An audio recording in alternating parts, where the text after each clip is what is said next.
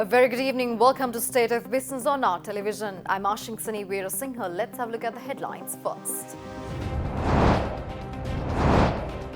6 brands of polythene will be banned in Sri Lanka soon, Environment Minister says. China approves $1.5 billion currency swap with Sri Lanka, Foreign Ministry announces. News in detail.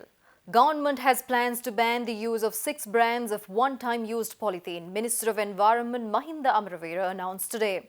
Addressing a function in Colombo this morning, Minister Amravira also said that the Cabinet will consider more rules and regulations over the use of polythene in due course. Ministry of Trade had organised a function this morning to mark the World Consumer Rights Day under the theme of tackling plastic pollution. Trade Minister Bandula Gunawardena, addressing the gathering, said that the government has a plan to provide rice at a reasonable rate during the festive season, and he will jointly work with the Ministry of Environment as assisted by Minister Mahinda Amravira. He stressed that the fixed rate which was introduced for purchasing paddy rice from the farmers are functioned successfully.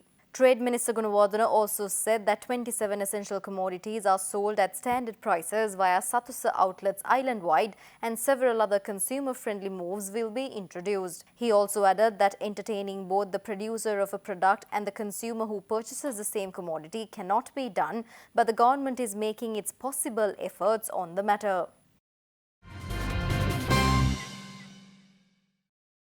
The first phase of the Colombo's iconic residential apartment complex, the elegantly designed Altair, was opened last week. The inauguration was held with the patronage of Urban Development, Coast Conservation, Waste Disposal and Community Cleanliness State Minister Dr. Lanka Godaheva, Money and Capital Market and State Enterprise Reform State Minister Ajit Niwad Cabral and Indian High Commissioner Gopal Bagle. The Altair building with 230 meters is one of the tallest buildings in Colombo.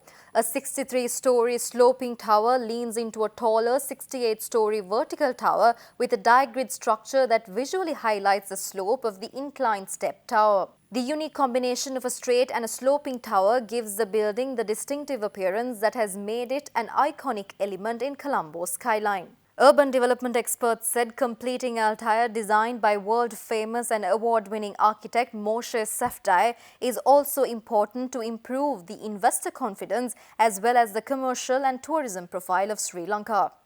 Altair by Indo-Ocean Developers Limited was the first project cleared by President Gotabaya Rajapaksa when he was the Secretary of the Ministry of Urban Development under the Special Development Projects Act. Our India story is one of those series of approvals that was given very fast during that time. That is how Colombo became like almost a work site. By 2014, it will happen in place. Construction was everywhere. Today, when we went up Mali, we saw the buildings. The launching ceremony of the proposed Kolpiti New Shopping Complex Development Project Plan was held at Temple Trees with the presence of Prime Minister Mahinda Rajapaksa. The foundation stone for the project, which is expected to be completed in 3 years, is expected to be laid in April this year. This new 39-story shopping and housing complex is to be constructed at the present location of the Kolpiti market. Its first, second and third floors are entirely reserved for shopping malls and are a 30-story luxury apartment complex built as 2 towers from the 8th floor. The new mall is designed to be a tourist attraction as well as to showcase the local food culture. Currently, the parking capacity is limited to 30 to 40 vehicles, but the new project will also have a capacity of 348 vehicles. Following the approval of the Colombo Municipal Council, the proposed project is to be submitted to the Cabinet for approval. The new project is being implemented by the Urban Development Authority, the Colombo Municipal Council and the proposed investment company. The event was graced by Minister of State Dr. Lanka Godaheva, Chief of Staff to the Prime Minister Yoshitha Rajapaksa, Colombo Mayor Rosi Senanayake and many others.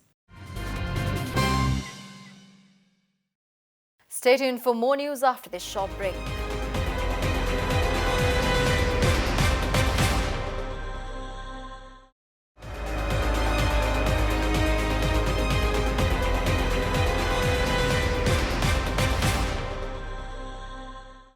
Welcome back after the break.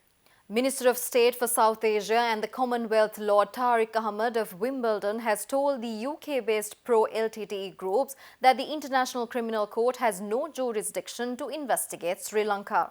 In a reply letter to the pro-LTTE groups, he has said that the ICC could only do so if Sri Lanka accepted its jurisdiction or if the UN Security Council adopts a resolution to refer Sri Lanka to the ICC.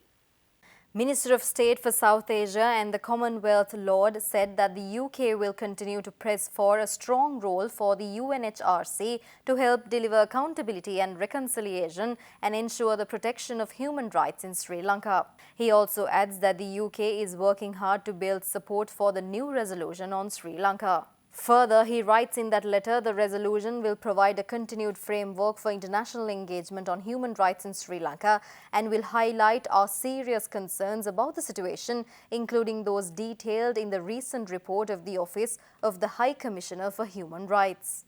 He also adds that the UK will call on the government of Sri Lanka to make progress on accountability and human rights and will stress the importance of a comprehensive accountability process for all violations and abuses committed in Sri Lanka. Further, the UK will keep Sri Lanka firmly on the UNHRC agenda and will request continued and enhanced OHCHR reporting on the human rights situation and on accountability. Minister of State for South Asia and the Commonwealth Lord Tariq Ahmed of Wimbledon also refuses a proposal from the pro-LTTE groups to bring the issue against Sri Lanka before the International Criminal Court. Quote in your email, you asked that Sri Lanka is referred to the International Criminal Court. Sri Lanka is not a party to the Rome Statute which established the ICC. As a result, the ICC has no jurisdiction to investigate Sri Lanka. It could only do so if Sri Lanka accepts the jurisdiction of the ICC or if the UN Security Council refers Sri Lanka to the ICC through a resolution. We do not judge that this step would have sufficient support among Security Council members. Quote out. The Public Diplomacy Division of the Ministry of Foreign Affairs today officially announced that the People's Bank of China has approved a 10 billion yuan currency swap with Sri Lanka a few days ago.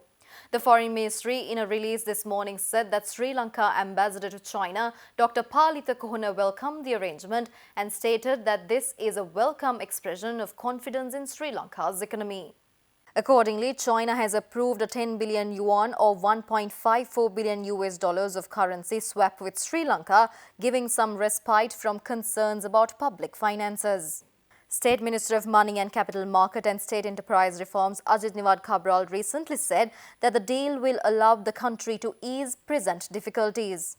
Sri Lanka's government bonds surged after the announcement, with Sri Lanka's dollar-denominated bond due in July 2021 climbing 3.5 cents to 96.3 cents and its highest level since March 2020. Foreign Ministry announcement further added that the move is an encouragement of prospective investors, further energizing Sri Lanka's economy. Sri Lanka Ambassador to China, Dr. Kohana, appreciated the efforts made by the Central Bank of Sri Lanka and the People's Bank of China for finalizing the formalities remotely.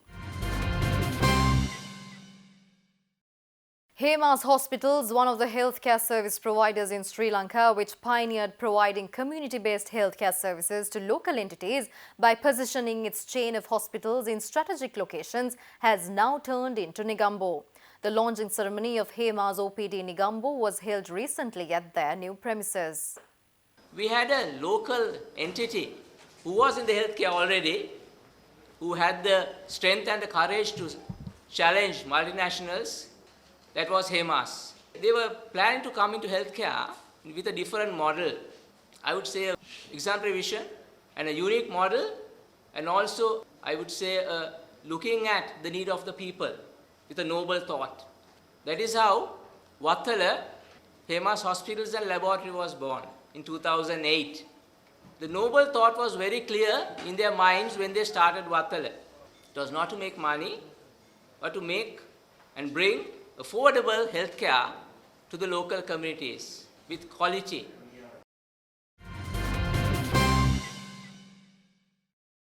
We'll be back with stock updates after this short break.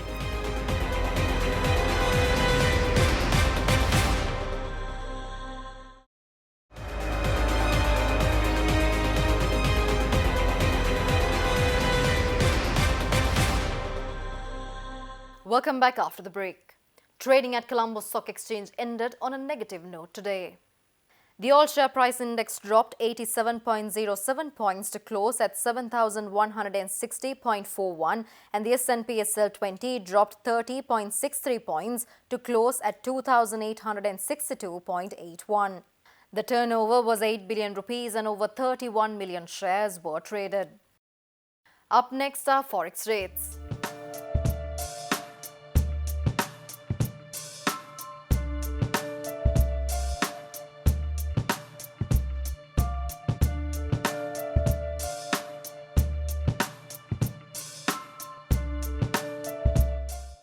And that's all the news for today. See you tomorrow with State of Business at the usual time. Until then, take care. Good night.